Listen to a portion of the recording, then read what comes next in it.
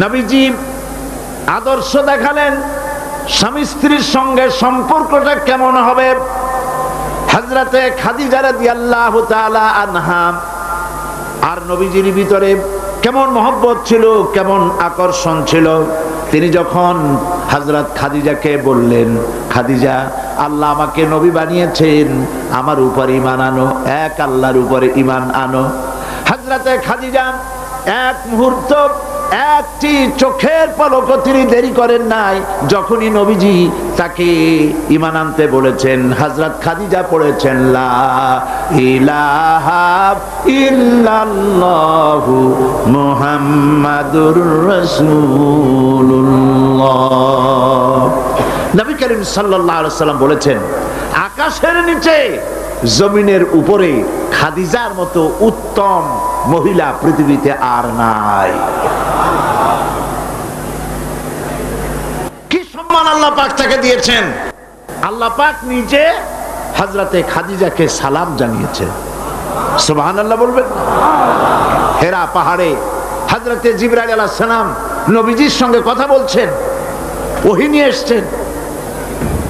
কিছুক্ষণ পরে হযরতে জিবরাইল বলেন, ইয়া রাসূলুল্লাহ, আমি দেখতে পাচ্ছি খাদিজা আপনার জন্য খানা নিয়ে আসতেছেন। খাদিজা যখন আপনার কাছে পৌঁছে যাবে, আপনি খাদিজাকে বলবেন, আল্লাহ রাব্বুল আলামিন আজ আমি আসার সময় আমার মাধ্যমে খাদিজাকে সালাম জানিয়েছেন। হযরতে খাদিজা যখন নবীজির কাছে পৌঁছে গেছেন, আল্লাহর নবী বলেন, খাদিজা, তোমার জন্য আজকে একটি সুসংবাদ আছে। তিনি বললেন, আমার জন্য কি খবর, কি সুসংবাদ? হযরতে রাসূল বলছেন, খাদিজা শোনো, এইমাত্র জিবরাইল আমার কাছে চলে গেলেন, আর জিবরাইল বলে গেলেন আল্লাহ রাব্বুল আলামিন তোমাকে সালাম জানিয়েছেন।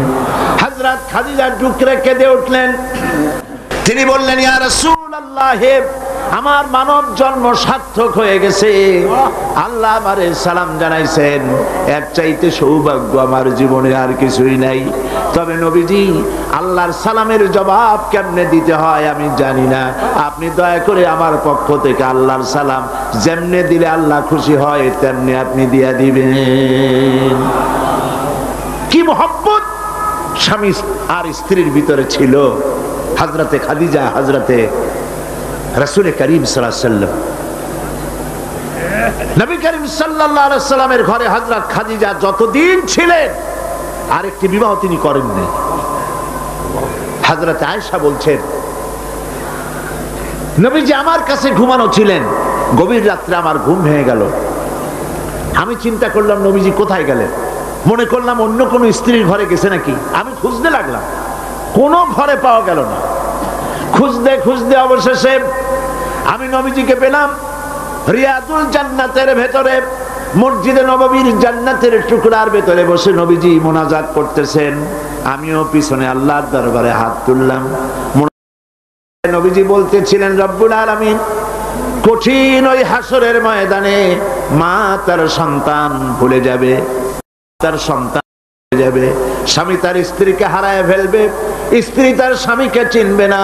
ওই কঠিন হাসরের ময়দানে তাআলা আমি যেন আমার খাদিজারে হারায় না যাই। মোনাজাত শেষ হওয়ার পর হযরত আয়েশা বলেন, ইয়া রাসূলুল্লাহ, খাদিজা এই বুড়ির কথা এখনো কেন আপনার মনে পড়ে? খাদিজার পরে কুমারী মেয়েও তো আপনি বিয়ে করেছেন, খাদিজার কেন বুড়ির কথা ভুলতে পারেন না? নবীজি বলেন, আয়েশা রে, খাদিজার সম্পর্কে এরকম কথা আর তুমি বলবে না। তোমরা জানো না, তোমরা সবাই আমার সুদিনের স্ত্রী, আর খাদিজা আমার এমন সময়ের স্ত্রী যখন এই মক্কা নগরীতে মুহাম্মদ সাল্লাল্লাহু আলাইহি ওয়াসাল্লামের পাও রাখার জায়গা ছিল না।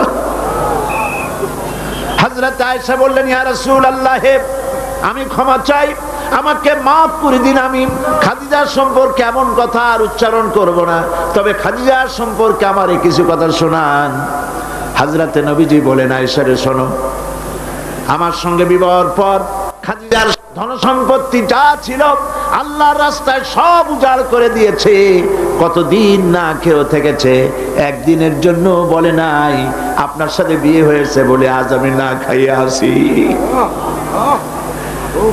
সারাদিন সারা রাত দাওয়াতের কাজ করে আমি যখনই দরজার কাছে ফিরেছি, যত রাত হোক না কেন, একবার বলেছি খাদিজা, অমনি দরজা খুলে গেছে। আমি প্রশ্ন করেছি, খাদিজা যত রাত্রে আসলাম একদিনও দুইটা ডাক দেওয়া লাগলো না, তুমি কি ঘুমাও না? হযরতে খাদিজা বলেছেন, ইয়া রাসূলুল্লাহ, আপনি দ্বীনের দাওয়াতের জন্য ব্যস্ত, কষ্ট করেন, আমি মনে মনে ভাবি আমি যদি ঘুমায় থাকি রাতের বেলায়, আর নবীজি যদি দরজার কাছে এসে খাদিজা খাদিজা বলে ডাকাডাকি করেন, উঠতে যদি আমার দেরি হয় আল্লাহর নবীর সঙ্গে বেয়াদবি হয়ে যাবে, এইটা মনে করে বিছানায় না ঘুমাইয়া যতক্ষণ আপনি না ফেরেন এই দরজাটার সাথে পিঠ লাগাইয়া দাঁড়াইয়া দাঁড়াইয়া ঘুমায়। হযরত আয়েশা বলেছেন, আমাদের ঘরে রান্না বান্না তেমন হতো না, আমাদের ঘরে তেমন গোশত খাওয়ার সুযোগ আমাদের কিসমতে তেমন হতো না। যদি কোনোদিন আমাদের ঘরে দুম্বা বা ছাগল জবাহ হতো, গোশতগুলি নবীজি কেটে ভাগ করে সমস্ত স্ত্রীদের ঘরে দিয়ে দিতেন। এরপরে কয়েকটা গোশতের টুকরা একটা টোপলায় নিয়ে হযরত খাদিজা মদিনার অলিতে গলিতে ঘুরে বেড়াতেন। খাদিজার কোন বান্ধবী পাওয়া যায় কিনা? সুবহানাল্লাহ। নবী করিম সাল্লাল্লাহু আলাইহি ওয়াসাল্লাম তার স্ত্রীদেরকে এভাবে ভালোবাসতেন, আর স্ত্রীরাও নবীর জন্য এভাবে ভালোবাসতেন, ভালোবাসা দিতে। স্ত্রীর অধিকার ইসলাম দিয়েছে, আর কেউ দিতে পারে নাই। আর এই স্ত্রীদের মধ্যে সব থেকে উত্তম স্ত্রী কে? নবীজি বলেছেন, আদ-দুনিয়া কুল্লুহা মাতাউন ওয়া খায়রুল মাতাইদ দুনিয়া ইমরাতুস সালিহা। দুনিয়া